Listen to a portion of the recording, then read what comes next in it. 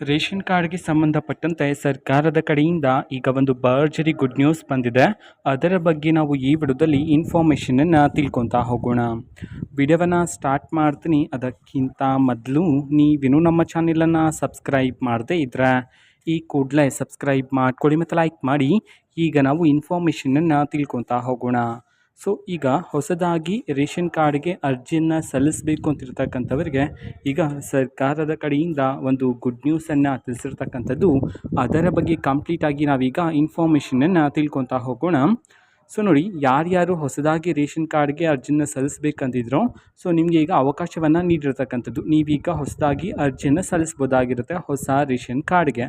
So ಯಾವ ದಿನಾಂಕದಿಂದ ಯಾವ ದಿನಾಂಕದವರೆಗೆ ನಿಮಗೆ ಅವಕಾಶವನ್ನು ನೀಡಿರ್ತಕ್ಕಂಥದ್ದು ಹೊಸದಾಗಿ ರೇಷನ್ ಕಾರ್ಡ್ಗೆ ಅರ್ಜಿನ ಸಲ್ಲಿಸೋದಕ್ಕೆ, ಇದನ್ನು ನಾವು ತಿಳ್ಕೊಳೋದಾದರೆ ಇವತ್ತು ಅಂತಂದರೆ ದಿನಾಂಕ 13/5/2025 ಇವತ್ತು ಸಹ ನಿಮಗೆ ಅವಕಾಶ ಇದೆ. ಅದೇ ರೀತಿ ನಾಳೆ ಅಂತಂದರೆ ದಿನಾಂಕ 14/5/2025 ನಾಳೆನೂ ಸಹ ನಿಮಗೆ ಅವಕಾಶ ಇರತಕ್ಕಂಥದ್ದು ಹೊಸದಾಗಿ ರೇಷನ್ ಕಾರ್ಡ್ಗೆ ಅರ್ಜಿಯನ್ನು ಸಲ್ಲಿಸೋದಕ್ಕೆ.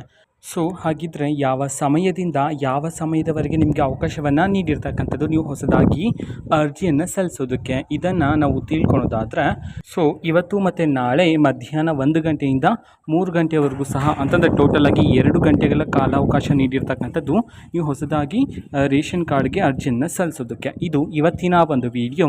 ಸೊ ಇದೇ ರೀತಿ ಕಾಂಗ್ರೆಸ್ನ ಎಲ್ಲ ಯೋಜನೆಗಳಿಗೆ ಸಂಬಂಧಪಟ್ಟಂಥ ಇಂಪಾರ್ಟೆಂಟ್ ಅಪ್ಡೇಟ್ಗಳು ನಿಮಗೆ ಈ ಒಂದು ಚಾನಲಲ್ಲಿ ಇಮಿಡಿಯೇಟ್ಲಿ ಸಿಗ್ತಿರುತ್ತೆ.